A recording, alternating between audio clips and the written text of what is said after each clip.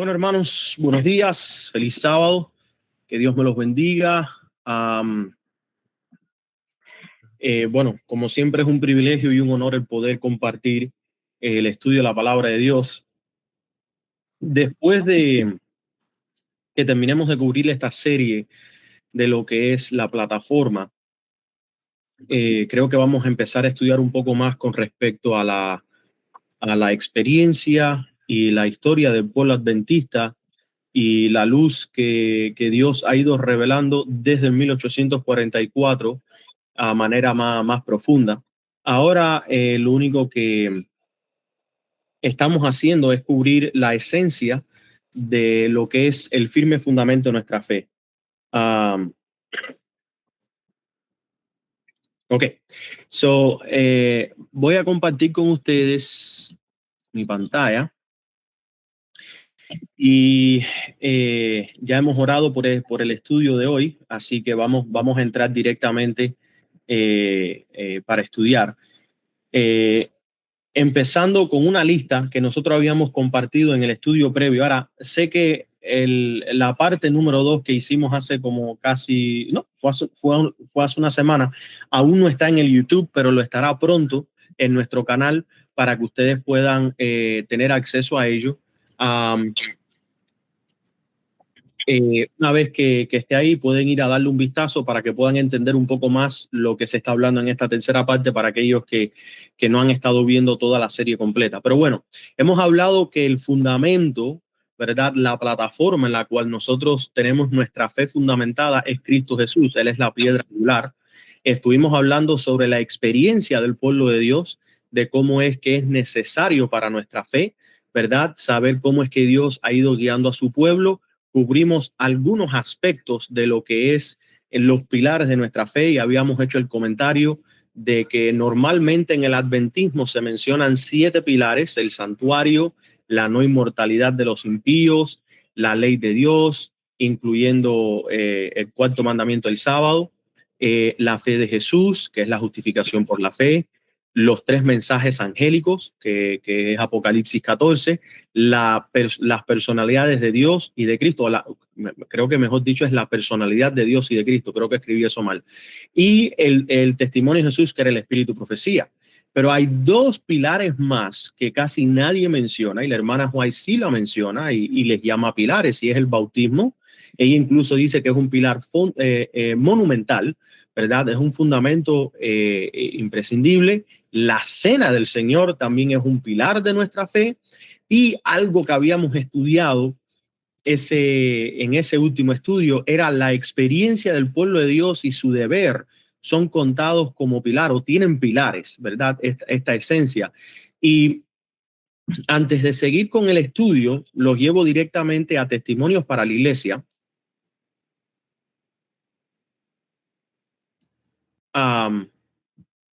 En Testimonios para la Iglesia, tomo 6, ustedes van a poder ver cuando la hermana White está hablando con respecto a esa cita que habíamos leído el sábado pasado,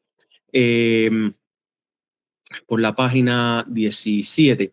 Ella dice, vamos a leer desde el párrafo número 4 de la página 16.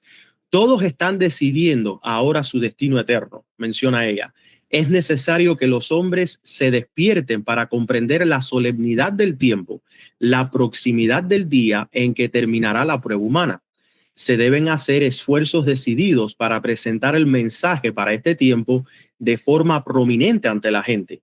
El tercer ángel ha de salir con gran poder, que nadie ignore esta obra ni la trate como algo insignificante. Y dice ella ahora, la luz que hemos recibido sobre el mensaje del tercer ángel es la verdadera luz. O sea, no debería de existir una nueva interpretación ni una luz separada o diferente a la que Dios ha revelado desde 1844 con respecto a la luz del mensaje del tercer ángel. La marca de la bestia es exactamente lo que se ha proclamado. ¿Y qué es lo que se ha proclamado con respecto a la marca de la bestia? Que es un problema de adoración. Sigue diciendo ella, no se comprende aún todo lo referente a este asunto, ni se va a comprender hasta que se abra el rollo. Y esto es interesante, porque en el tiempo de ella se sabía lo que era la marca de la bestia, pero no todo se comprendía con respecto a ella. Y ella declaró que hasta que no se abriera el rollo no se iba a entender mejor lo que era o lo que es la esencia de la marca de la bestia. Y la pregunta, hermano, es, ¿será que el rollo ha sido abierto o está por ser abierto? O sea, que se va a revelar. Dice ella, pero una obra solemnísima se realizará en nuestro mundo. El mandato del Señor a su siervo es: clama a voz en cuello, no te detengas, alza tu voz como trompeta. No debe haber cambios en las características generales de nuestra obra, y eso es muy interesante, ¿ok? ¿Ha cambiado nuestra obra? ¿Han habido cambios generales en la característica de la obra? Absolutamente. Tiene que ver con la apostasía alfa, tiene que ver con la apostasía omega. Dice ella, debe ser tan clara y distinta como la profecía la ha establecido. No debemos alinearnos con el mundo, suponiendo que al hacerlo podríamos lograr más. Si alguien se interpone en el camino, impidiendo el avance de la obra en las líneas que Dios ha señalado, ojo, desagradará a Dios. Ninguna línea de verdad que ha hecho del pueblo adventista el séptimo día lo que es debe ser debilitada. Mantenemos los antiguos hitos, ¿ok? O en inglés usa la palabra los antiguos pilares de la verdad, de la experiencia y el deber. Y debemos mantenernos firmes en la defensa de nuestros principios a la vista del mundo. Es esencial que se levanten hombres para abrir los oráculos vivientes de Dios a todos los pueblos. Hombres de todos los rangos, capacidades, con sus diversos dones, deben cooperar armoniosamente para un resultado común. Deben unirse en la obra de llevar a la verdad al pueblo, cumpliendo cada obrero su propio encargo especial. Con esto dicho, o más bien leyendo esto, muchos no saben que el pueblo adventista, para el año 1863, ellos empezaron a organizarse como pueblo en el año 1850.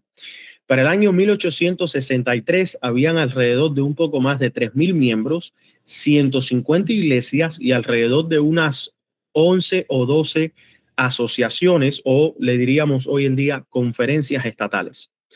El pueblo empezó a organizarse porque era la luz que Dios le estaba dando. Y anoche estábamos hablando con respecto al tema de toda la escritura que Dios ha entregado, sirve para redarguir, para ser guía, para disciplinar al pueblo de Dios. Y sabemos que el hombre vivirá de toda la palabra que sale de la boca de Jehová. Y la razón por la cual es tan importante que esa palabra, que es Cristo mismo, sea el fundamento de nuestra fe, es porque Él es el cumplimiento de esas promesas. Y las promesas que están incompletas, Él será el cumplimiento de esas promesas. Por ejemplo, si vamos a Salmo 119, versículo 160, en conexión con Mateo 4:4, que era lo que estábamos estudiando anoche, dice, la suma de tu palabra es verdad, ¿verdad? Dice, no solo de pan vivirá el hombre, sino de toda palabra que sale de Jehová. Así que esta palabra, toda esta palabra que sale de Jehová es la suma. Y esa suma es la verdad. ¿Y qué cosa es la verdad? Santifícalos en tu verdad. Tu palabra es verdad. Y dice el Salmo 119, eterno es todo juicio de tu justicia. Cuando leemos ahora Proverbios 30:5-6, toda palabra de Dios es limpia, Él es escudo a los que en Él esperan. No añadas a sus palabras para que no te reprenda y seas hallado mentiroso. E Isaías 8:20 nos dice, a la ley y al testimonio, si no dijeren conforme a esto, es porque no les ha amanecido. Nos trae una realidad que nosotros debemos enfrentar. La suma de la palabra de Dios, que es verdad, ¿ok? Habla de Cristo, hace referencia a Cristo. Y no solamente de un pan físico vivirá el hombre, sino de toda la palabra que sale a la boca de Jehová. ¿Y quién es el pan de vida? Sino solamente Cristo Jesús. Al analizar estos versículos, vamos a traerlos en colación con 2 Timoteo 3:16-17, que era lo que estábamos estudiando ayer, con Lucas 24:25, Santiago capítulo 1, versículo 22 y Hechos 20:27. Y yo quiero que ustedes analicen porque más adelante lo vamos a estar llevando al tema del mensaje del primer ángel. ¿Ok? Y yo quiero que ustedes analicen esto, porque esto tiene que ver con la calidad de lo que es la experiencia del pueblo de Dios. Y eso es en esencia lo que vamos a estar estudiando, es la experiencia del pueblo de Dios. Ojo, vamos a empezar con Lucas 24-25. Entonces él les dijo, oh insensatos y tardos de corazón para la palabra clave, creer todo lo que los profetas han dicho. Cristo está dando un regaño. ¿Por qué? Porque desde el tiempo de Cristo y antes de Cristo, ¿cuál era el problema? Que los corazones no estaban creyendo todo lo que los profetas han dicho. Hechos 20:27 nos dice, porque no he rehuido anunciaros todo el consejo de Dios. El consejo de Dios es lo que los profetas han dicho y el pueblo de Dios es lo que ha fallado en creer. En esto es lo que el pueblo de Dios ha fallado, en creer lo que los profetas han dicho, y lo que los profetas han dicho es lo que no se ha rehuido en ser anunciado a nosotros, que es el consejo de Dios. Por eso es que 2 Timoteo 3:16-17, que estábamos estudiando anoche nos dice que toda la escritura es inspirada por Dios, ¿ok? Es anunciada por Dios. ¿Y por qué? ¿Por qué son consejos? Porque Dios le entrega para que sea útil para enseñar, para redarguir, para corregir, para instruir, para disciplinarnos. Ahora miren lo que habla el apóstol Santiago cuando él declara, pero sed hacedores de la palabra y no tan solamente oidores, engañándoos a vosotros mismos. La acción de creer que la escritura es inspirada nos conlleva a actuar, a ser hacedores de esta palabra.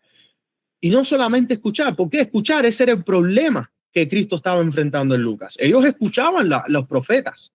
¿Cómo sabemos que lo escuchaban? Porque dice que no lo creían. No lo creían todo, ¿verdad? Y tardos de corazón para creer todo lo que los profetas han dicho. Si tú no lo has escuchado, tú no puedes creerlo, ni tampoco puedes negarlo. Tú solamente puedes negar lo que tus oídos han escuchado. Entonces, no es solamente que se nos dice creer, no es solamente que se nos dice de que proviene de Dios, no es solamente que se nos dice de que se nos ha anunciado el consejo de Dios, vemos nosotros que se hace el llamado a ser hacedores, y esto es experiencia. Esto es la experiencia del pueblo. Ahora miren bien, Apocalipsis 22:18-19, en conexión con Hebreos 2:1, Salmos 119 y Juan 8. Vamos a empezar con Hebreos 2:1. Dice, por tanto es necesario que con más diligencia, parte de la experiencia, atendamos a las cosas que hemos oído, no sea que nos deslicemos. Vamos a volver a repetir estas palabras, porque recuerden lo que declaró Santiago. Sed hacedores de la palabra, no solamente oidores. En Hebreos se está diciendo que con más diligencia debemos de atender las cosas que estamos escuchando. No vaya a ser que deslicemos, no vaya a ser que caigamos, no vaya a ser que tropecemos. ¿Por qué se nos dice esto? Por la advertencia que Juan se le fue revelada en Apocalipsis 22. Yo testifico a todo aquel que oye las palabras de la profecía de este libro, que por cierto se puede ver de tres maneras. La frase profecía de este libro. Número uno, contexto inmediato, libro de Apocalipsis, contexto geolocal. Número dos, contexto general, sería toda la Biblia, ya que esto es uno de los últimos versículos de la Biblia, y Dios a través de Juan ya estaba hablando como si nosotros estuviéramos leyendo el canon bíblico completamente. Y te está diciendo que él testifica que aquel que oye las palabras de la profecía de este libro, o sea, de toda la palabra de Dios. Pero número tres, hay un contexto que también cae dentro de lo que está siendo declarado en Apocalipsis. ¿Por qué? Porque Apocalipsis es el único libro en la Biblia que llama directamente el testimonio de Jesús el espíritu de la profecía. Y eso es lo que en esencia es el libro de Apocalipsis. Tú quieres entender lo que es el libro de Apocalipsis, es el testimonio de Jesús. Son las palabras de Cristo, las palabras que él está dando a sus siervos los profetas. Pero esto es lo que pasa. Apocalipsis no es la única registración del testimonio de Jesús. Apocalipsis no es el último libro de la Biblia. Y eso es lo que muchos no entienden. Las palabras que Dios da no solamente se quedan encerrados dentro de lo que nosotros hoy tenemos como la Biblia. Miren ustedes lo que sigue diciendo el versículo para que vean el contexto de estos tres niveles. Contexto geolocal, el libro de Apocalipsis. Contexto general, el libro de la Biblia. Contexto ahora para activamente el pueblo de Dios, el testimonio de Jesús. Todo lo que es el testimonio de Jesús, que es el don del Espíritu de la profecía, esas son las palabras que estamos nosotros llamados a escuchar. Dice el versículo, vamos a continuar leyéndolo. Si alguno añadiera a estas cosas, ojo, terminamos hablando de profecía de este libro y ahora se refiere a las cosas dentro de esas profecías. Dios traerá sobre él las plagas que están escritas en este libro. Y esto es interesante porque las plagas no aparecieron por primera vez en el libro de Apocalipsis. El libro de Apocalipsis nos está demarcando sobre quién caen esas plagas. Por esas plagas están dadas desde el Pentateuco, que es la ley de Dios. Las plagas es ley de Dios, hermanos. Las plagas es el método de justicia que Dios ha escogido para entregar su sentencia. No son demarcadas por Apocalipsis. Apocalipsis te está anunciando quiénes van a recibir la sentencia de los que niegan la palabra de Dios. Y para nosotros poder entender eso, tenemos que entender la ley de Dios, el Pentateuco, los primeros 5 libros de la Biblia. Sigue diciendo, si alguno añadiera a estas cosas, Dios traerá sobre él las plagas que están escritas en este libro. Si alguno quitare de las palabras del libro de esta profecía, Dios quitará su parte del libro de la vida y de la santa ciudad y de las cosas que están escritas en este libro. Qué interesante lo que nos está diciendo el apóstol Juan bajo la inspiración del Espíritu Santo. Salmo 119, 128. Por eso estimé rectos todos, no solamente el Pentateuco, no solamente los profetas del Antiguo Testamento, no solamente los profetas del Nuevo Testamento, todos tus mandamientos sobre todas las cosas y aborrecí todo camino de mentira. ¿Cuál es la separación que se hace entre el libro de la profecía y el camino de los impíos? El camino de los impíos conlleva camino de mentira, añadir, quitar, restar a este libro, a la profecía. ¿Cuál es el camino de los rectos? Toma bajo estimación todos los mandamientos. Juan 8, 31 al 32. ¿Qué dijo Cristo? Vamos a citar ahora a nuestro maestro Jesucristo. Él declaró, dijo entonces Jesús a los judíos que habían creído en él: si vosotros permaneciereis en mi palabra, experiencia, o sea que estos judíos que creían en él atendieron con diligencia y ahora Cristo los está llamando a ¿qué? A ser hacedores de la palabra. Ojo, ¿cómo es que él dice ser hacedores de la palabra? Dice Jesús a los judíos que habían creído en él: si vosotros permaneciereis en mi palabra. ¿A qué palabra se refiere Cristo? A la profecía de este libro, de la palabra de Dios, de lo que ha sido revelado desde el principio. Seréis verdaderamente mis discípulos, mis seguidores, y conoceréis la verdad, y la verdad os hará libre. ¿Quién es la verdad de acuerdo a las palabras de Cristo? Él es la verdad. Si tú te adhieres a las palabras de Dios, tú te estás adhiriendo a Cristo. Tú eres santificado en Cristo y por Cristo. Por ende, llegas a conocer a Cristo y al tú conocer a Cristo, eres libre. Te lo voy a poner en términos más sencillos y más fáciles de entender que lo hizo el mismo apóstol Pablo. 2 Corintios capítulo 3, versículo 17. El Señor es el Espíritu. Si tú conoces quién es el Espíritu, tú conoces al Señor. Y donde está el Espíritu del Señor, ahí hay ¿qué cosa? Hay libertad. Porque Cristo es la verdad. Y Cristo es quien trae la libertad de la esclavitud del pecado. Hermanos, es una experiencia El pecado es una experiencia ajena a la experiencia bajo la libertad que tenemos nosotros en Cristo Jesús. Ahora miren bien, ¿por qué es tan importante el tema de la experiencia? Porque hemos leído que muchos leen la Biblia, se nos está diciendo ser hacedores de ella, se nos está diciendo de tomarlo todo con mucha atención, con mucha diligencia.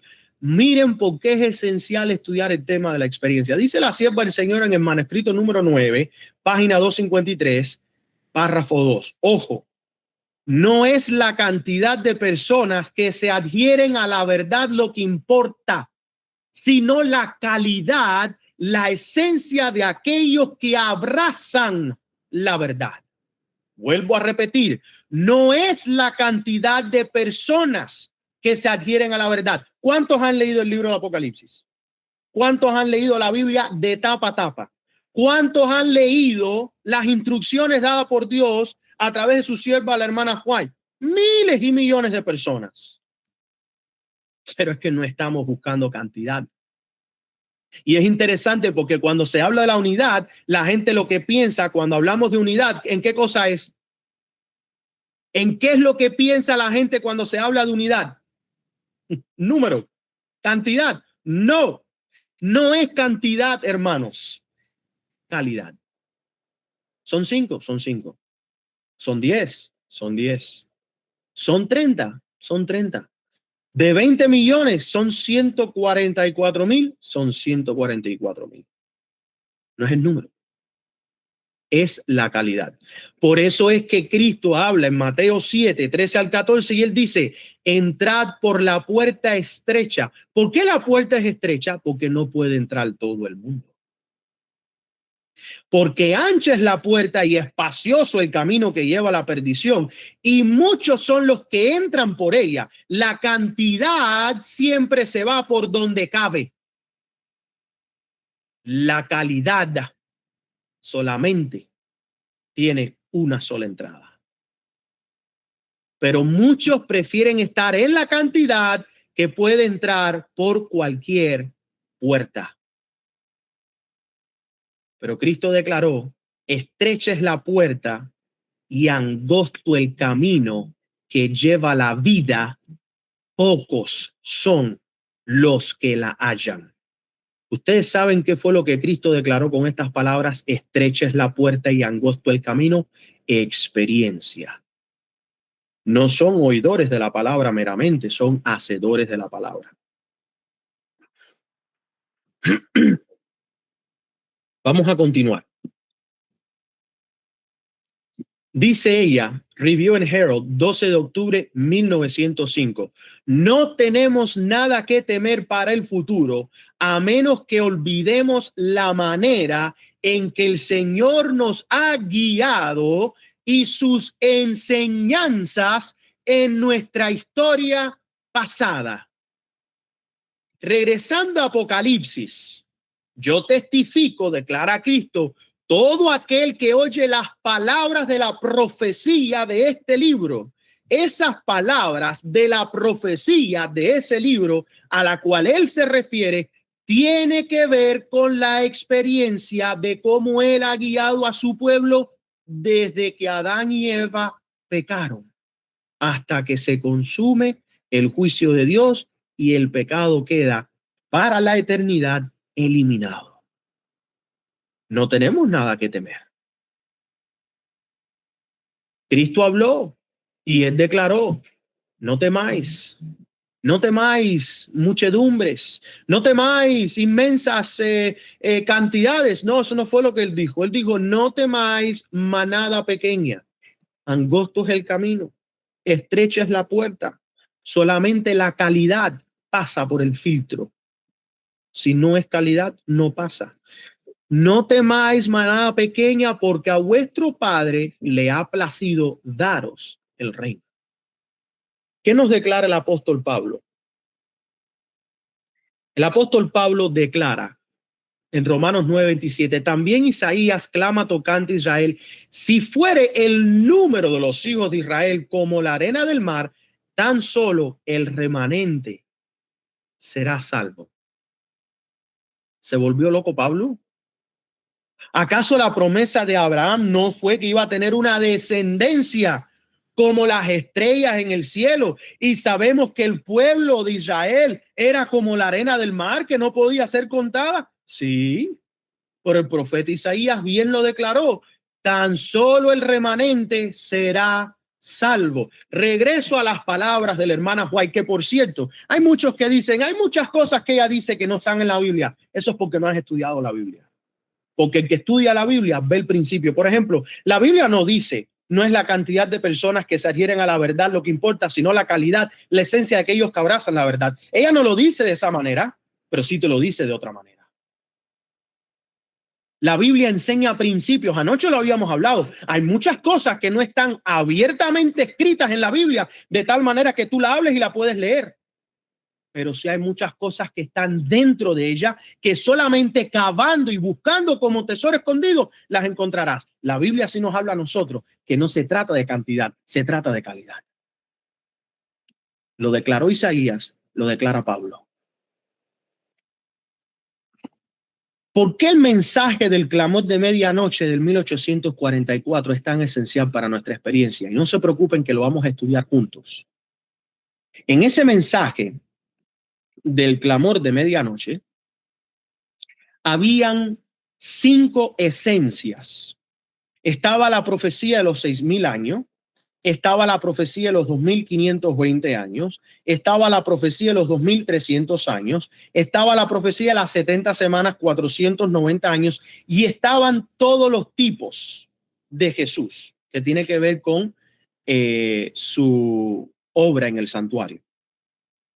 ¿Por qué es tan especial? Miren, hermanos,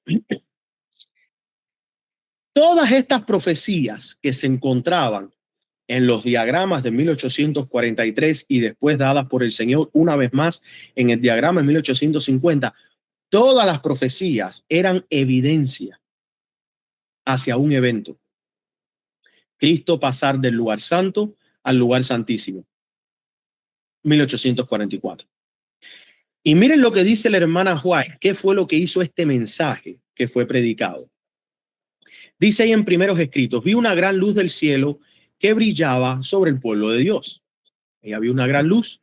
Los rayos de esa luz que ella miró parecían tan brillantes como el sol.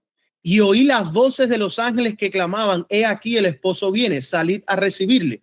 Esto no era las palabras exactas que salían en los ángeles.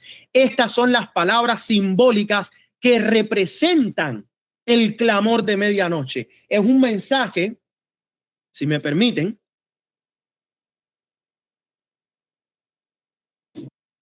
es un mensaje completo de varias páginas que fue proclamado por el templo milerita, que cubría todo, a ver si se puede ver, todo el periodo profético, desde Adán y Eva hasta la crucifixión, y de la crucifixión hasta que Cristo pasó al lugar santísimo.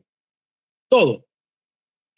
Y dice ella, este fue el clamor de medianoche que daría poder al mensaje del segundo ángel. El mensaje del primero, segundo y tercer ángel son parte de esa plataforma de la verdad. Y todas las profecías que fueron predicadas bajo el pueblo milerita, que después se convirtió en el pueblo adventista, conllevaron a darle poder al mensaje del segundo ángel, se convirtieron en la experiencia. ¿Y cómo sabemos nosotros que se convirtieron en la experiencia? Lo que es considerado como el Midnight Cry, que Samuel Snow compartió.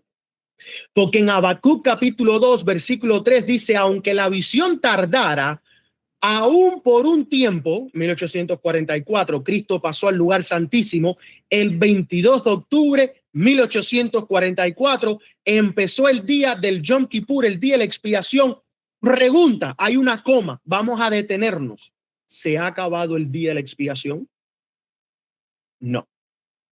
¿Ha Cristo terminado y ha cesado su obra en el lugar santísimo? No. ¿Qué quiere decir eso?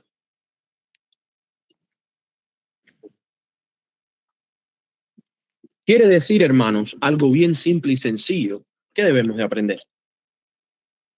Para Cristo sigue siendo 22 de octubre 1844. Y al avanzar el tiempo para nosotros, recuerden que para Dios un día es como 1000 años y 1000 años como un día. Pero en el cielo es el 22 de octubre 1844. En la tierra es el 1 de enero, perdón, el 31 de enero del año 2026. Dice la profecía, aunque la visión tardara aún por un tiempo, más se apresurará hacia el fin. Qué interesante que el hermano Juan menciona en sus citas que mientras más nos acercamos al fin del tiempo, hablando de que cuando Cristo cese de interceder en el cielo, dice ella que los últimos eventos de los últimos días serían rápidos, más se apresurará hacia el fin. ¿Ven? Como que no todo está escrito en la Biblia, pero sí está el principio y dice, no mentirá. Al muchos ver que Cristo no vino al 23 de octubre de 1844, siguiendo el cronograma del tiempo humano, muchos dijeron, no vino, mintió la profecía. Pero dice la Biblia que no mentirá.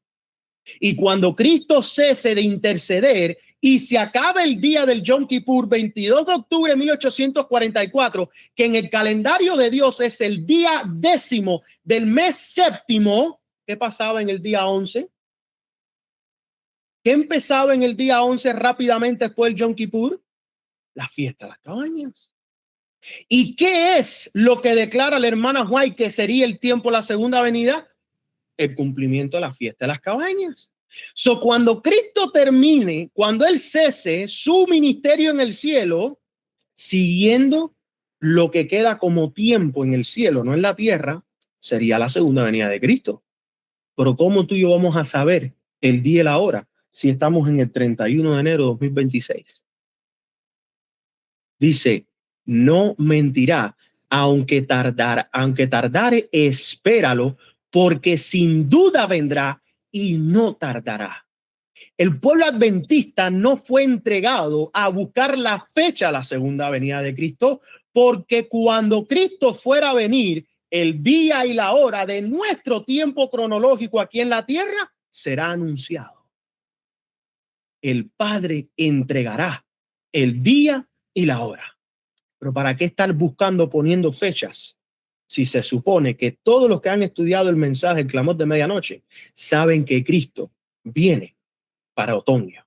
Saben que Cristo viene para el cumplimiento de la fiesta de las cabañas. Y esto es lo interesante, hermanos, de lo que vamos a leer ahora. Miren esto. Siguiendo leyendo primeros escritos, en cada rincón del país se difundió la luz del mensaje del segundo ángel, a lo cual el mensaje del clamor de medianoche le dio poder y fuerza. Y el clamor conmovió a los corazones de miles. Se extendió de ciudad en ciudad y de aldea en aldea hasta que el pueblo de Dios que esperaba fue plenamente despertado. Una obra poderosa se realizó mediante el clamor de medianoche.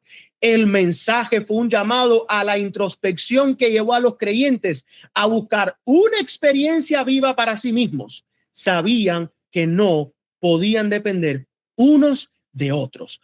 ¿Por qué los que estudian el clamor de medianoche saben que no pueden depender los unos de los otros? Oh, espérate, lo dice la Biblia. Porque la Biblia dice que si fuera el número de los hijos de Israel como la arena del mar, tan solo el remanente será salvo. Nos dice la Biblia, no temáis manada pequeña. Nos dice el don del espíritu de la profecía, no es la cantidad, es calidad. Todos los que estudian, hermanos, el mensaje del clamor de medianoche aprenden el principio bíblico. Esto se trata de experiencia.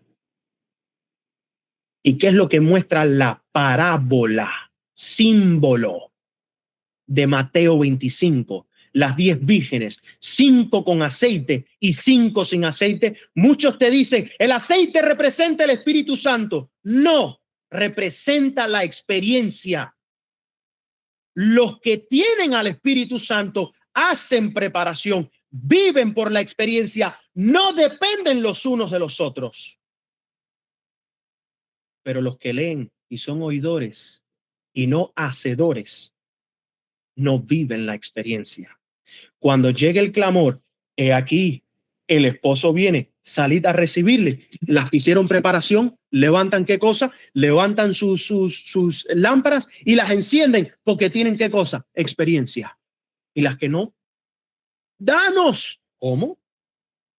¿Cómo te voy yo a dar la experiencia de vivir en el campo si tú no estás en el campo pasando por necesidades, pasando por circunstancias, perdiendo el trabajo, orando para que el Señor te dé el dinero suficiente para hacer los pagos, orando para que los gusanos no se coman tu siembra, orando para que no caiga una tormenta y caiga un deslave de agua y de tierra y acabe con todo tu huerto? ¿Cómo tú vas a recibir esa experiencia si no la vives? ¿Cómo voy yo a darte la experiencia de salir a la calle y repartir libros y que alguien me vira la cara y yo por dentro me siento con temor de acercarme y hablarle de Cristo, pero siento la necesidad de acercarme y aún así paso la pena? Y hermano, espérate, quiero hablar contigo, toma esto, recíbelo. No, no quiero recibir nada de ti. ¿Cómo te la voy a pasar si tú no pasas por ella? ¿O es que acaso una mujer, una esposa que ha parido puede pasarle la experiencia de dar a luz a su esposo contándole todos los detalles? Podemos sentir simpatía por nuestras esposas, por nuestras mujeres, pero nunca empatía. Pero otra mujer que ha parido puede sentir empatía porque ha pasado por la experiencia. ¿Cómo el pueblo adventista de hoy se atreve a decir que son adventistas del séptimo día si no han pasado por la experiencia del pueblo que Dios levantó para levantar hoy el firme fundamento y los pilares de nuestra fe? Podemos sentir simpatía por los pioneros, pero solamente pocos pueden sentir empatía. Mientras oraba en el altar familiar, porque hay personas que hemos predicado esto y dicen, oh, tengan cuidado, los 25-20, que esto que lo otro, los 6,000 años, eso no es así, que eso no es. Bueno, yo no sé qué Biblia están leyendo, yo no sé qué don del Espíritu Profecía están leyendo, pero miren ustedes lo que declara la hermana White. Mientras oraba en el altar familiar, el Espíritu Santo descendió sobre mí y me pareció elevarme cada vez más, muy por encima del mundo oscuro. Me volví para buscar a los adventistas en el mundo, pero no los encontré. Cuando una voz me dijo, mira de nuevo y un poco más arriba. Y en ese momento levanté la vista y vi un camino recto y estrecho. El camino que declaró Cristo. Y no todos están por ese camino, solamente el pueblo adventista del séptimo día. ¿Y qué vio ella? En ese momento levanté la vista y vi un camino recto y estrecho trazado muy por encima del mundo. Por este camino, los adventistas se dirigían a la ciudad que estaba al final del camino. Tenían una luz brillante detrás de ellos al principio del camino. ¿De dónde sale la luz? Brillante detrás de ellos al principio del camino, que a un ángel me dijo, y ojo, esa luz es la que alumbra el camino. El ángel le dijo que era el clamor de medianoche, la experiencia del movimiento del séptimo mes. Ustedes habían escuchado ese título antes, yo no lo había escuchado, yo lo aprendí. Yo no sabía que después de abril, cuando el pueblo milerita empezó a predicar, ellos dijeron, espérate. Proféticamente, un día es un año. Proféticamente, en mitad de un día, ¿cuánto tiempo sería? 6 meses. Y ellos sacaron el cómputo, se dieron cuenta que Cristo no vino en la primavera, en el abril del 1844, y dijeron, espérate. La profecía declara que tiene que ser al final de las 2300 tardes y mañana. Lo conectaron con el santuario, se les olvidó el día del Yom Kippur y dijeron, la segunda venida tiene que suceder en el séptimo mes al 10º día. Y por eso el movimiento milerita, antes de convertirse en el movimiento adventista el séptimo día, fue conocido como el gran movimiento del séptimo mes, porque eso era lo que ellos predicaban. Por eso dice que la profecía, aunque se tardara, no mentirá. El error del movimiento millerita no fue que interpretaron mal la Biblia. Qué interesante que Dios le dio a Guillermo Miller las reglas de interpretación, donde tenía que llevar de lo simbólico a lo literal. ¿Y qué fue lo que hizo con el santuario? Lo espiritualizó. En vez de tomarlo literal y decir, bueno, el santuario está en el cielo, porque de la tierra es un símbolo del cielo. Fíjense, por primera vez en el Antiguo Testamento se declara que existe un santuario y se iba a hacer una copia, símbolo en la tierra. Y ellos tomaron el de la tierra como literal y espiritualizaron el del cielo. Qué cosa, que a él fue quien se le dieron las reglas y fue el primero en fallar de ver lo que Dios había dicho: no espiritualices mi palabra. De los símbolos se lleva a lo literal, pero de lo literal nunca se lleva a lo simbólico. ¿Y qué creyeron ellos? Bueno, en la tierra lo único que va a suceder, de acuerdo a Apocalipsis, es la segunda venida. Y por eso no vieron que Cristo iba a pasar del lugar santo al lugar santísimo. Porque ellos cogieron de el espiritual, que era lo que hacía el sacerdote y el pueblo de Israel en el Antiguo Testamento, y lo llevaron, tomaron lo espiritual y lo hicieron entonces eso. Esto es la segunda venida aquí en la tierra. No se fijaron, espérate, el de la tierra es una copia de lo terrenal, el de la tierra es espiritual, el del cielo es literal. Y es interesante, hermanos, esta luz del clamor de medianoche, predicada por el movimiento del séptimo mes, dice la hermana White, esta luz brillaba a lo largo del camino y alumbraba sus pies para que no tropezaran. ¿Por qué el pueblo adventista hoy está en apostasía? Cree en la Trinidad, no guarda el sábado como debe de guardarlo, creen un montón de todo tipo de doctrina de demonios, porque se le ha dado una luz para que no tropiecen. ¿Y qué han hecho con la luz? No, ten cuidado con eso. Ten cuidado con eso, porque eso no está bien. Eso es solamente la de los 2300 tarde y mañana, porque eso es lo único que está claro en el libro de Daniel y Apocalipsis. Hermanos, 1844 no tiene solamente un testigo, que es Daniel. 1844 tiene 5 testigos que declaran que el tiempo terminó.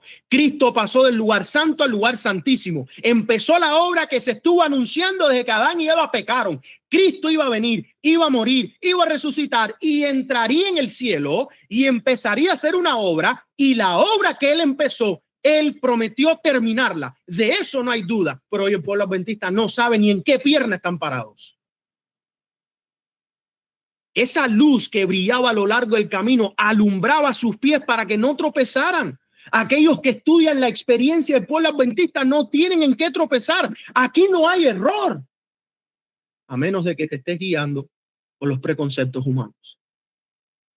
Si mantenían la mirada fija en Jesús, que estaba justo delante de ellos, guiándolos a la ciudad, estarían a salvo. Pero pronto algunos se cansaron y dijeron que la ciudad estaba muy lejos. Se tarda mucho en cumplirse la profecía. ¿Y qué esperaban haber entrado antes? Entonces Jesús los animaba.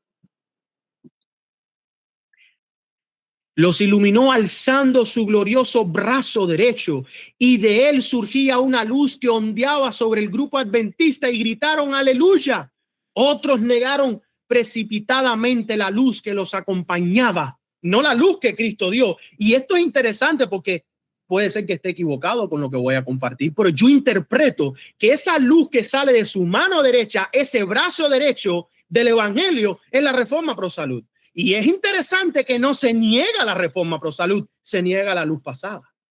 Y hoy el pueblo adventista, en cierta manera, los que verdaderamente quieren seguir lo que es el adventismo, casi la mayoría aceptan la Reforma Pro Salud, aunque no la practiquen como debieran, pero o sea, admiten de que viene el Señor, pero esa no es la luz que precipitadamente se rechaza.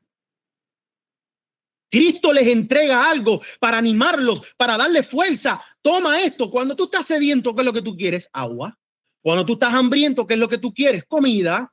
Pues el pueblo se estaba cansando, el pueblo se estaba enfermando, el pueblo se estaba haciendo viejo. ¿Por qué? Porque se estaba tardando el cumplimiento de la profecía. Cristo entrega la reforma pro salud como una manera de ayudarnos a ser disciplinados en la justificación por la fe, para vivir de acuerdo a la voluntad de nuestro Padre, para tener dominio propio, para disfrutar mejor mientras trabajamos para el Señor. Y el pueblo lo recibe, gritaron aleluya. Otros negaron precipitadamente la luz que los acompañaba, la luz del clamor de medianoche, y dijeron que no era de Dios quien los había guiado hasta allí. Es interesante, porque tú vas a la conferencia general y ellos defienden hasta cierto nivel la reforma pro salud a su manera torcida, con vacunas, medicamentos modernos, hospitales modernos, ustedes lo saben. Pero tú te vas a los adventistas de la reforma y es lo mismo. No tenían la reforma pro salud. Hay veces que lo llevan a un extremo que hace más daño que bien. Te vas para los libres, lo mismo. Te vas para los historicistas, lo mismo. Te vas para los de la verdad, Padre, el Hijo, lo mismo. ¿Pero y qué tienen todos en común? El rechazo de la luz que acompañaba al pueblo adventista del séptimo día. Y miren ustedes lo que pasa. Cuando estos negaron precipitadamente la luz que los acompañaba y dijeron que no era de Dios, que los había guiado hasta allí, la luz se apagó, dejando sus pies en completa oscuridad, y tropezaron y perdieron de vista la señal y a Jesús, y cayeron del sendero hacia el mundo oscuro y perverso de abajo. Pronto oímos la voz de Dios como muchas aguas, que nos indicó el día y la hora de la venida de Jesús. ¿Por qué el pueblo adventista ya no tiene más profecías para la segunda venida? Porque ya la última profecía, que es el anuncio del día y la hora, no lo van a anunciar labios humanos. Dios no va a revelar a labios humanos para que estén revelando ahora el día y la hora. Él lo va a hacer personal. Pero ¿y quiénes son los que lo van a escuchar? Ojo, ojo. No es la cantidad. No es la cantidad de personas los que van a escuchar el día y la hora, la calidad de aquellos que abrazan la verdad.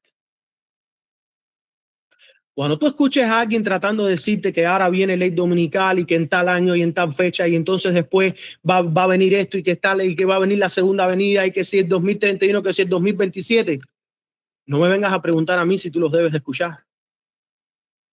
Tú sabes bien a quién debes de escuchar y a quién no debes de escuchar. Quien abraza la verdad no se adelanta a la revelación del Padre.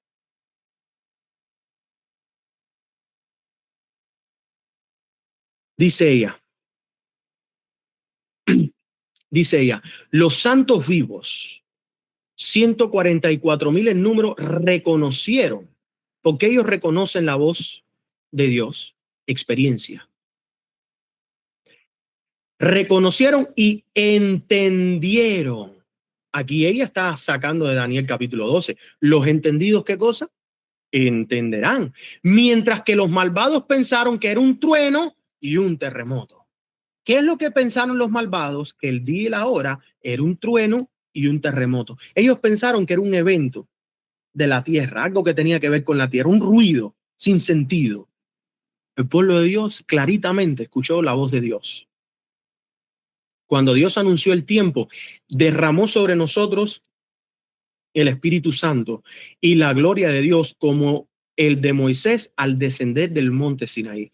Ya esto sucede para después del cierre de la gracia, y este derramamiento del Espíritu Santo no es la lluvia tardía.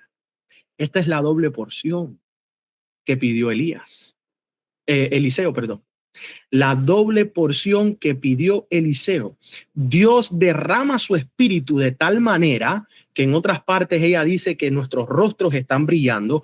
Viene la sinagoga de Satanás, listos para matarnos, predicando por años: Dios no los ama, Dios los odia, ustedes son una secta aborrecible. Y cuando fueron a hacernos daño, dice que los 144,000 levantan sus brazos y dice que ellos caen y se postran a adorar a los pies de los 144,000. ¡Qué escena tan impresionante para una manada pequeña que ha pasado por una experiencia única, rodeados de un montón de judíos o de cristianos que decían ser que eran de Cristo, más bien eran la sinagoga de Satanás. Miren ustedes estas citas bíblicas, porque yo se los dije a ustedes que el mensaje del primer ángel no está solamente en Apocalipsis 14. Y como pueblo adventista deberíamos de sentirnos nosotros muy avergonzados de creer que el mensaje del primer ángel solamente está registrado en Apocalipsis 14. La revelación del libro de Apocalipsis no es la única que trae luz concerniente a los últimos días.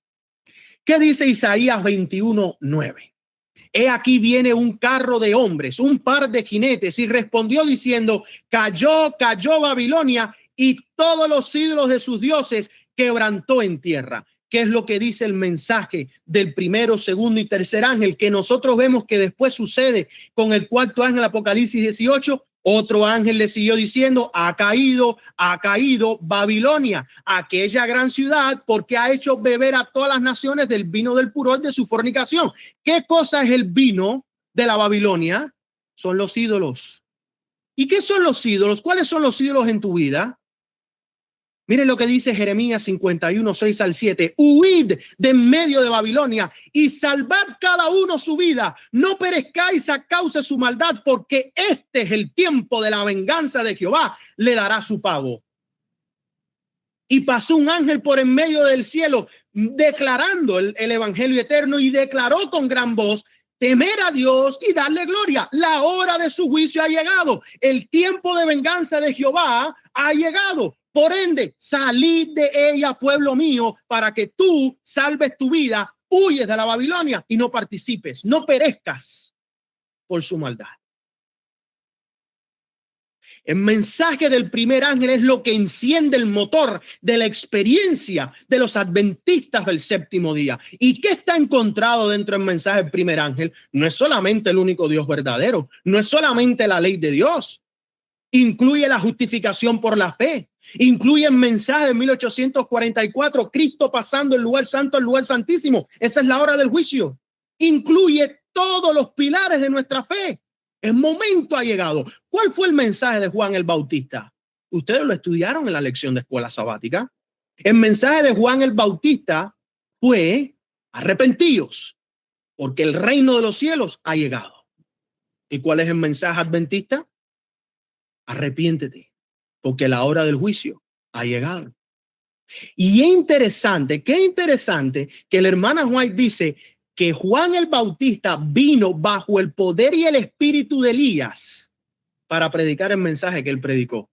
Y adivinen qué, cuando el mensaje del primer ángel empezó a ser anunciado por el movimiento milerita, adivinen lo que dice la hermana White: el movimiento milerita vino bajo el poder y el espíritu de Elías a declarar y a pregonar el mensaje del primer ángel. ¿Qué coincidencia? ¿Es coincidencia? Que cuando Juan el Bautista predica lo que es en esencia el mensaje del primer ángel, también sucede la misma experiencia con el movimiento milerita. Hermanos y hermanas, cuando proclamemos la verdadera esencia del mensaje del primer ángel, estamos nosotros proclamándolo bajo el poder y el espíritu de Elías. La hora del juicio ha llegado. Salid de ella, pueblo mío, para que no participes de los juicios de Dios. Y este fue el mensaje de Juan el Bautista a los fariseos. Ustedes se creen que se van a librar de estos juicios. Ese es el mensaje de los mileritas al pueblo adventista de hoy. Ustedes se creen que se van a librar de la hora del juicio. Ojo, mis queridos hermanos, experiencia. Vamos a terminar con algo de Deuteronomio 32:2. Y esto es, ahora sí les estoy compartiendo a ustedes una nota mía. No la tienen que creer, no la tienen que aceptar, pueden estar en desacuerdo, pero solamente les pido que escuchen esta nota. El mensaje del clamor de medianoche de 1844 impulsa a las personas a examinar sus corazones y a tener una experiencia viva por sí mismas. Eso ustedes lo pueden leer en Primeros Escritos. Las verdaderas visiones dadas por Dios se distinguen claramente de las manifestaciones falsas humanas, pues en ellas la persona en visión queda completamente bajo el poder del Espíritu de Dios, perdiendo la fuerza natural, pero siendo sostenida sobrenaturalmente. Eso lo experimentó la sierva del Señor. Y nosotros puede ser que estemos viendo gotas de esa experiencia en nuestros días. Se describen señales físicas y espirituales que acompañan las visiones genuinas, como la ausencia de respiración normal, fuerza extraordinaria, paz solemne y claridad mental, mostrando que no provienen del fanatismo ni de la sugestión humana. El propósito de los escritos de los pioneros es, en esencia, compartir las verdades dadas en la Biblia mediante la Biblia y de ser testigos del testimonio de Jesús, relatando y afirmando que Dios ha usado visiones reales para guiar, corregir y fortalecer a su pueblo en estos últimos días, advertir contra el rechazo de la obra divina simplemente por no comprender plenamente sus manifestaciones. Es parte del pecado imperdonable. Pregunta: ¿quiénes somos nosotros si no simplemente receptores de la luz que Dios ha dado para estos días? ¿Qué dice Deuteronomios 32:2? Y haré descender sobre vosotros mi doctrina como lluvia. ¿Quiénes somos nosotros sino simplemente receptores de la luz que Dios ha dado para estos días? ¿Qué cosa es el nuevo desarrollo de la verdad? Christ Objective Lessons, lo tomé del libro en inglés, página 127, libro en inglés. En cada época surge un nuevo desarrollo de la verdad, un mensaje de Dios para la gente de esa generación. Ojo, esa luz que es desarrollada en cada época, el hecho de que no está en la Biblia, ¿quiere decir de que no proviene de Dios? No, ella dice que proviene de Dios. Las verdades antiguas son esenciales. La nueva verdad, ese nuevo desarrollo de la verdad, no es independiente de la antigua, sino una revelación de ella, de la antigua. ¿Cómo tú sabes que la luz que se está recibiendo hoy es la luz que va de acuerdo o que viene de parte de Dios? Porque no va a contradecir la antigua, sino que va a revelar más la antigua. Solo comprendiendo las verdades antiguas podemos comprender las nuevas. Cuando Cristo quiso revelar a los discípulos la verdad de su resurrección, comenzó desde Moisés y todos los profetas y les explicó en todas las escrituras lo que se refería a él. Pero es la luz que brilla en la nueva revelación de la verdad la que glorifica la antigua. ¿Estás tú glorificando la experiencia del pueblo pasado? Bienaventurado eres. Estás bajo la unción del Espíritu de Dios. ¿Estás tú atacando, menospreciando la luz del pasado? Ojo, cuidado. Ahí estuvimos muchos. Ahí quedan muchos. No tenemos ni se tiene el Espíritu de Cristo si estamos menospreciando la luz del pasado. Quien rechaza o descuida la nueva verdad no posee realmente la antigua. Y eso es algo que me ha sorprendido confirmar en carne y hueso, al ver a muchos de mis hermanos, creyendo yo que estaban firmes en la verdad, cuando ven y les presento algo nuevo, algo sencillo, algo como la página 14 de Primeros Escritos, lo rechazan. Y yo, ¿pero qué pasó? ¿Y qué se hizo si solamente se está leyendo lo que ella dice que hay que leer? No, no, no, no. Oh, es que el testimonio de Jesús nos dice a nosotros que aquel que descuida la nueva verdad no posee realmente la antigua. Para él, esta pierde su poder vital y se convierte en una forma sin vida. No predique esos temas que van a traer distracción. No prediques esos temas que van a traer división. No prediques esos temas que estás equivocado. No prediques esos temas porque has cambiado. Wow. Miren esta cita, hermanos. No sé ustedes, pero yo no sé si se necesita algo más directo que esto que vamos a leer. La palabra de Dios nos ha sido dada para que nos familiaricemos con sus enseñanzas. En ella leemos que si hacemos su voluntad, conoceremos la doctrina. La ignorancia no excusará a jóvenes ni ancianos, ni los librará del castigo merecido por la transgresión de la ley de Dios, porque tienen su disposición una presentación fiel de esa ley y de sus principios y de sus exigencias. No basta en tener buenas intenciones, no basta con hacer lo que uno cree que es correcto, ni lo que el pastor le dice que es correcto. La salvación de su alma está en juego y debe escudriñar las escrituras por sí mismo. Los que entienden el clamor de medianoche saben que no pueden depender de sus hermanos y hermanas. Saben que no pueden pedirle a las otras sensatas vírgenes, danos de tu aceite, danos de tu experiencia. Entienden que tienen que estudiar por sí mismos y buscar y cavar por las verdades como si su vida dependiera de encontrar ese pequeño tesoro. Y sigue diciendo la cita, por muy firmes, ojo, ¿dónde es que está aquí el mouse? Por muy firmes que sean sus convicciones, por muy firmes que sean tus convicciones y el entendimiento que tú tienes, por mucha confianza que se tenga que el pastor conoce la verdad o el ministro, esto no es un fundamento. Tiene un mapa que señala cada hito, en inglés cada pilar, pero el pueblo no quiere aceptar el mapa. El pueblo quiere aceptar las explicaciones humanas. La personalidad del Padre y del Hijo es un hito, es un pilar de nuestra fe. Oh, eso no es un tema de salvación. Error fatal. Si no fuera un tema de salvación, no fuera un pilar. Y si no fuera un pilar, no tiene mapa. Pero como es un pilar, tiene mapa las Sagradas Escrituras. Esto es la vida eterna. Que te conozcan a ti, al único Dios verdadero, y a Jesucristo a quien has enviado. Hay un mapa claro en las Escrituras, hermanos. El hecho de que los pioneros cometieron errores no quiere decir que no se deban de escuchar. El hecho de que papá y mamá hayan cometido errores no quiere decir que no se tenga que escuchar consejo.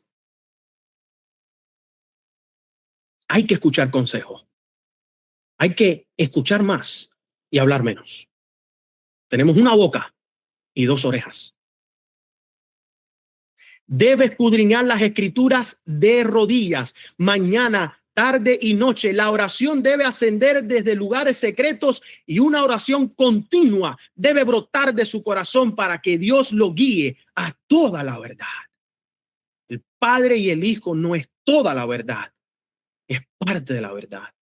El Padre y el Hijo han hecho revelaciones para nuestros tiempos y ellos quieren que nosotros los conozcamos. ¿Por qué?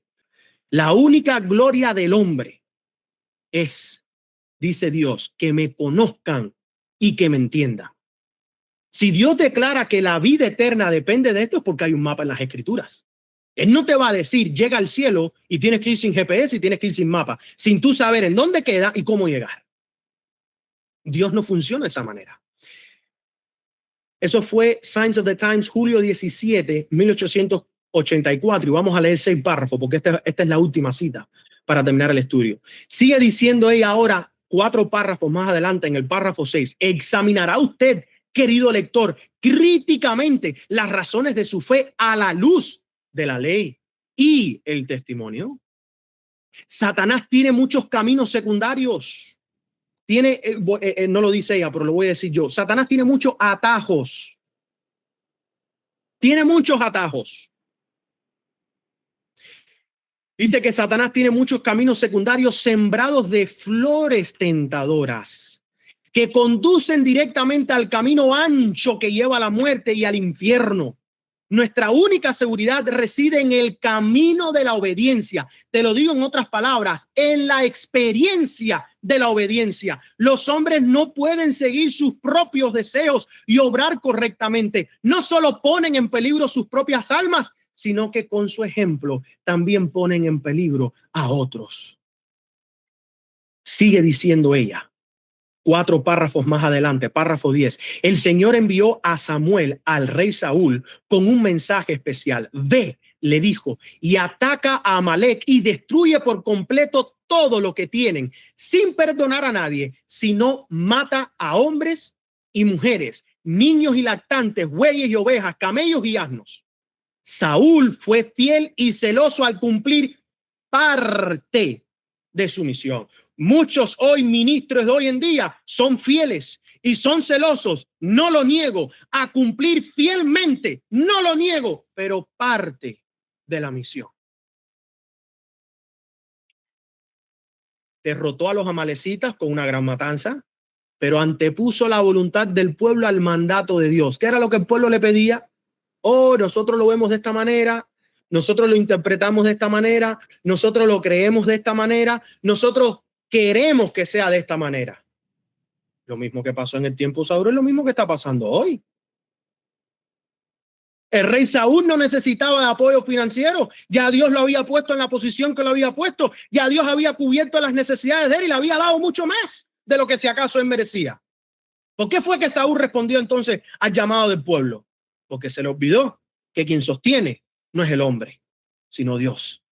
Se les olvidó que en la manera en que Dios sostiene es mediante los fieles, no mediante los infieles. Se les olvidó que el Señor es quien dicta las reglas en el juego y en el asunto. ¿Qué fue lo que pasó con Saúl? Derrotó a los amalecitas con una gran matanza, pero antepuso la voluntad del pueblo al mandato de Dios y perdonó a Agag, al rey, y a lo mejor de las ovejas, de los bueyes, de los animales engordados, de los corderos, de todo lo que era bueno.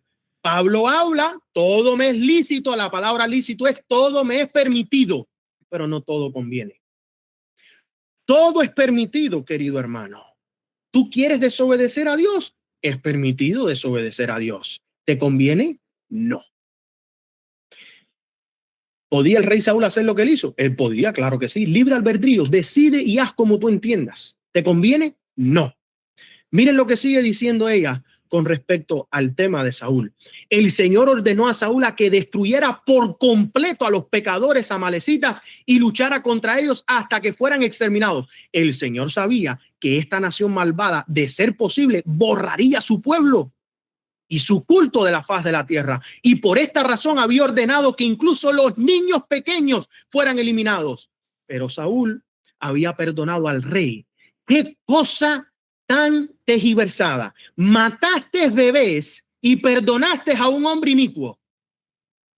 Eso es lo que hacen los hombres cuando no cumplen la voluntad de Dios. Matas a todo el mundo, se entiende, todo el mundo era inicuo, pero perdonaste al inicuo y a los ojos de las demás naciones mataste a inocentes.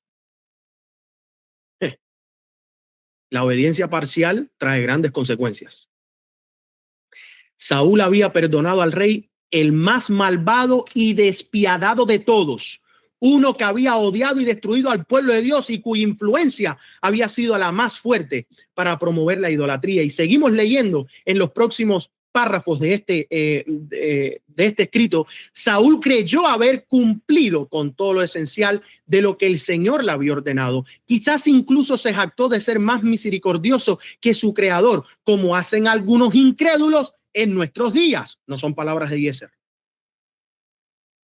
Recibió Samuel con el saludo: bendito seas del Señor, he cumplido el mandamiento del Señor. Las palabras de Cristo. Y muchos vendrán diciendo: Señor, Señor, en tu nombre sacamos demonios, en tu nombre hicimos nosotros milagros y hicimos cosas buenas. Apártate de mí, hacedores de maldad. ¿Qué fue lo que respondió cuando el profeta le preguntó qué significaban los balidos de las ovejas y los mugidos de los bueyes que oía? Saúl se vio obligado a confesar que el pueblo se había apoderado del botín, ovejas y bueyes. Oh, ahora, aparte del hecho de que perdonaste al más malvado, tú eres un rey que no tiene poder y autoridad encima de su pueblo. O sea que el pueblo es desobediente. Entonces tú no eres un buen líder. Si tú no puedes dar un mandato a tus soldados que ellos puedan seguir, o tú no eres un buen líder, o no te respetan, o tú no eres el escogido del Señor. Porque todos ellos sabían que Dios actuaba mediante el rey de Israel, hablaba mediante el rey de Israel. Entonces ahora de repente el pueblo son los malos, el ministro no. Fíjense ustedes, ovejas, bueyes, lo mejor de lo que había haber sido completamente destruido para sacrificarlo, dando ahora la excusa. Ellos lo hicieron para sacrificarlo al Señor en Gilgal. ¿Aceptó el Señor esta justificación de la conducta de Saúl? Pregunta la sierva del Señor. ¿Se complació con esta obediencia parcial y estuvo dispuesto a pasar por alto la pequeña falta cometida con tan buena intención? Saúl hizo lo que creyó mejor. ¿Acaso no alabaría el Señor tan excelente juicio? La respuesta, simple, directa, una palabra, 2 letras, no. Dijo Samuel, ¿acaso se complace el Señor tanto en los holocaustos y sacrificios como en la obediencia a su voz? He aquí, obedecer es mejor que sacrificar y prestar atención.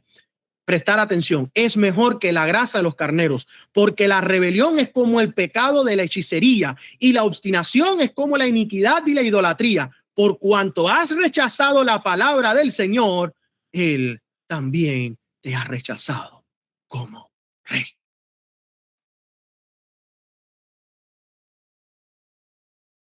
Y a los ministros de hoy, Dios dice, por cuanto has rechazado mi palabra, Dios declara, te he rechazado como ministro de mi pueblo. Y el Espíritu de Dios no va a hacer más revelaciones a través de esa persona. Y ojo, que Satanás da poder y luz, pero no da amor, no da paz.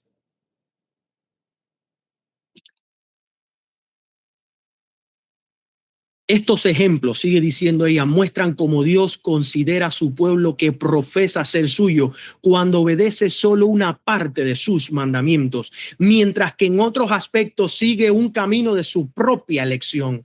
Que nadie se engañe pensando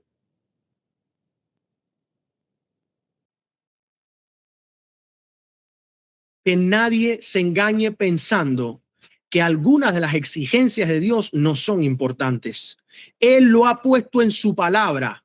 Él no ha puesto en su palabra ningún mandamiento que los hombres puedan obedecer o desobedecer a su antojo sin sufrir las consecuencias. Si los hombres eligen cualquier otro camino que no sea el de la obediencia estricta, descubrirán que el fin de esos caminos es la muerte. Hermanos, ¿qué cosa es el adventismo? ¿Qué es? ¿Con qué propósito surgió y cómo se originó? Los adventistas del séptimo día han sido escogidos por Dios como un pueblo especial.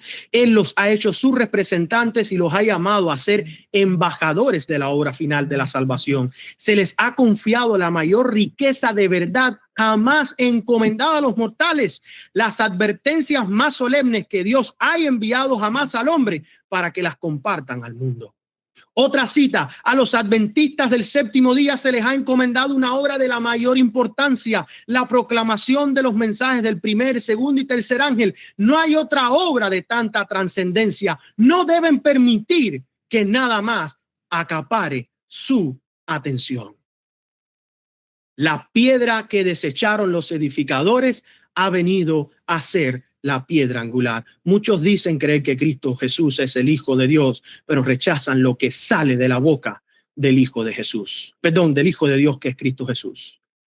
Muchos rechazan lo que sale de la boca de Cristo, el testimonio de Jesús. Por eso hoy estamos llamados a edificados sobre el fundamento de los apóstoles y los profetas, siendo la piedra principal de ángulo Jesucristo mismo. Sus palabras, su testimonio es parte de nuestro fundamento. El Dios del cielo consideró, cita del hermano White, no la hermana White, su esposo, año 1846. El Dios del cielo consideró oportuno establecer el movimiento adventista sobre un sólido fundamento de verdad. Este fundamento incluía una comprensión correcta de quién es Él. Él es la palabra. Él es el Hijo de Dios. Dios nos ha dado un fundamento para nuestra fe. Él mismo nos ha señalado lo que es la verdad. Tenemos otra cita, tenemos nuestras Biblias, tenemos nuestra experiencia. O sea, tenemos la Biblia, tenemos nuestra experiencia atestiguada por la obra milagrosa del Espíritu Santo, el don del Espíritu de la profecía. Tenemos una verdad que no admite compromiso. Si el pueblo adventista tiene estas tres cosas, ¿a qué le tememos cuando la mayoría nos abandone? En todo esto, la hermana White ha sido inspiración y guía. Su trayectoria es admirable y merece un gran reconocimiento. ¿Qué palabras más hermosas? ¿Recibió realmente visiones divinas y fue elegida por el Espíritu Santo para ser dotada del don de la profecía? ¿O fue víctima de una imaginación desbordada? ¿Por qué deberíamos responder a estas preguntas? La interpretación que cada uno tenga de la Biblia puede influir en la conclusión. En cualquier caso, ella fue absolutamente sincera en su creencia, en sus revelaciones. Su vida fue digna de ellas. No mostró orgullo espiritual ni buscó riquezas materiales. Vivió la vida y realizó la obra de una profetisa ejemplar. ¡Wow! ¡Qué palabras más hermosas! Adivinen quién las declaró. No fueron adventistas del séptimo día. 23 de agosto, 1915, estimación de la prensa pública de Elms Haven, en California. Parece mentira que aquellos que no tienen el don del espíritu de la profecía, que no tienen todas las verdades como pueblo, la reconocieron como una profetisa ejemplar y reconocieron que las preguntas tienen respuestas y esas respuestas van a ser de acuerdo a la interpretación que cada uno tenga en la Biblia. ¿Qué quiere decir eso? Lo dejaron entrever. Si interpretas bien la Biblia, verás que sus visiones no son falsas. Si interpretas mal la Biblia, estarás declarando que sus visiones son falsas. Parece mentira que como pueblo adventista no sepamos que hasta los mismos mundanos reconocieron que la sierva del Señor fue una profetisa ejemplar. Miren lo que dice otra.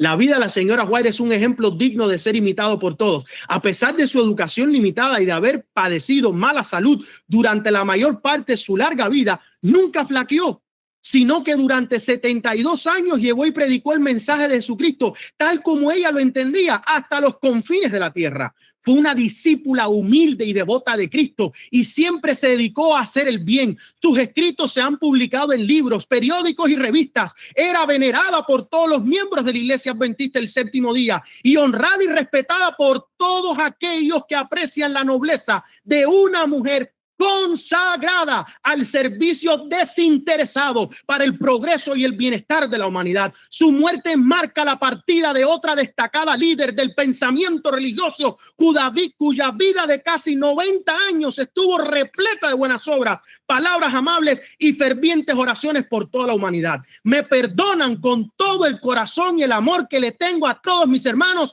por antes de escuchar, como dice mi abuelo, a muchos palabreros. Prefiero yo escuchar a esta sierva que tanto sus enemigos como seguidores reconocieron que fue una sierva de Dios. Digan lo que digan, en una corte de ley, este testimonio es irrefutable y no puede ser contradicho. Y cualquiera que se levante contra este testimonio, contra esta evidencia, contra esta exhibición, es una persona mentirosa, porque el que declara estar de parte de Dios y rechaza el don del espíritu de la profecía, no tiene a Cristo en el corazón. En todas sus enseñanzas insistió en un retorno a la sana doctrina bíblica y a la sencillez apostólica. Ella no enseñó nada que contradecía la Biblia. Reconoció la Biblia y solo la Biblia como la regla suprema de fe y práctica. Nunca mandó a llamar a nadie a que le creyera más a ella que a la Biblia, pero nunca enseñó nada que fuera en contra de la Biblia. Si hay algo en los escritos de ella que no van supuestamente de acuerdo a la Biblia, el problema está en ti, no en ella, ni en la Biblia. A menudo afirmaba que su misión no era enseñar principios nuevos, sino más bien llamar la atención nuevamente sobre los principios claramente enseñados en la Biblia para que todos los observaran independientemente de su credo o afiliación. ¿Dónde fue declarado esto? En Kennebec, Maine, 17 de julio 1915. Este periódico continuó describiendo el surgimiento y el crecimiento del movimiento adventista del séptimo día, haciendo referencia al número de editoriales, universidades, escuelas, instituciones de salud que se han establecido en todo el mundo. Y el Independent lo concluyó de la misma manera. Hermanos, Satanás trabajará con todo su poder engañador para tener una compañía de hombres a la cabeza de la iglesia adventista al tiempo del fuerte pregón, quienes despreciarán el trabajo de los instrumentos humildes dirigidos por el Espíritu de Dios, los cuales no se han graduado de una institución literaria con la misma desaprobación con la que los líderes de las iglesias protestantes ante 1844 trataron aquellas irregularidades. Experiencia. ¿Qué hemos aprendido con esta serie de la plataforma? Nadie ha negado que la Biblia es nuestro firme fundamento. Y la Biblia es nuestro firme fundamento porque es la ley de Dios y es el testimonio que Jesús declaró a través de sus profetas.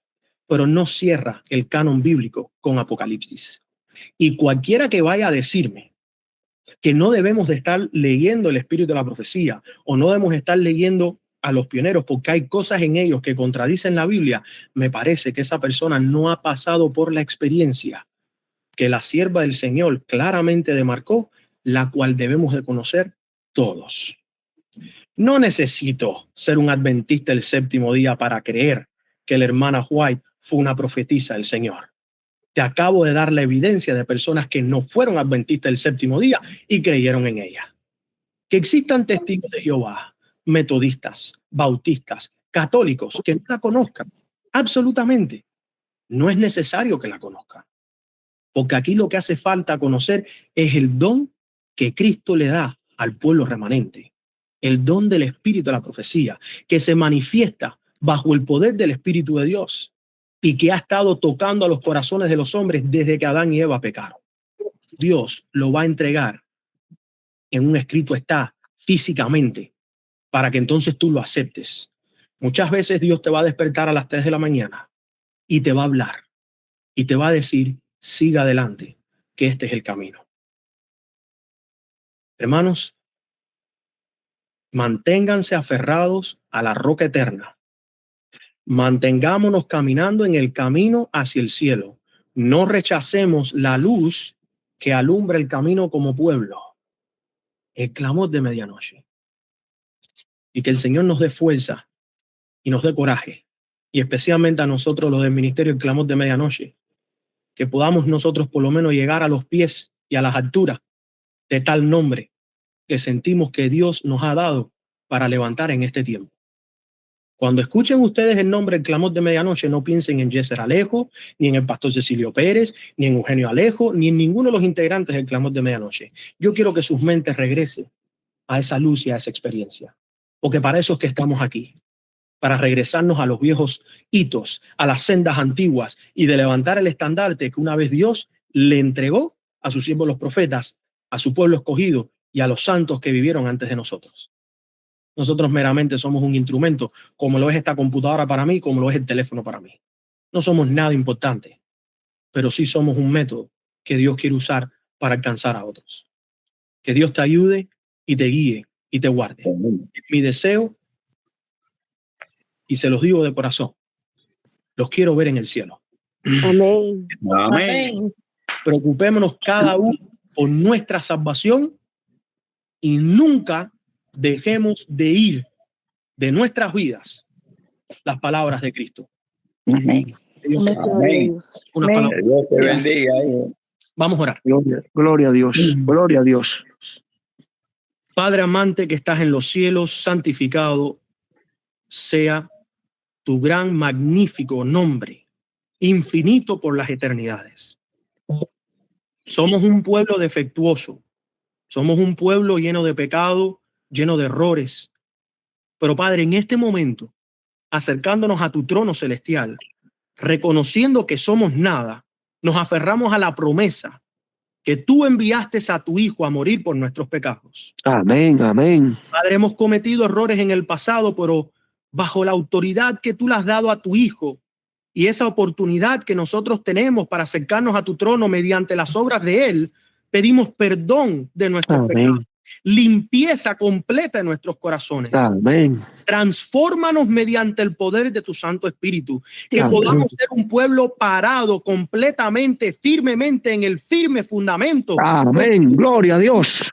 Padre, pedimos que tú nos ayudes a poder levantar en alto el estandarte y que al pararnos en esta plataforma podamos predicar el mensaje del primero, segundo y tercer ángel con Amén. fuerza. Amén. Envíanos bajo el poder y el espíritu de Elías para compartir con un mundo que perece que la segunda venida de tu Hijo Cristo Jesús es inminente y estamos a las puertas de ver nuestra redención. Padre, ayúdanos a no sentirnos nosotros con pena o tristeza o avergonzados por el don del Espíritu de la profecía que tú has puesto dentro de tu pueblo, los adventistas del séptimo día.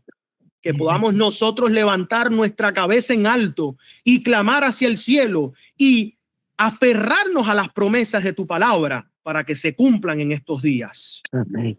Ya es tiempo que Joel 2 vuelva a ser un cumplimiento para nuestros días, que nuestros jóvenes tengan visiones y que nuestros ancianos tengan sueños.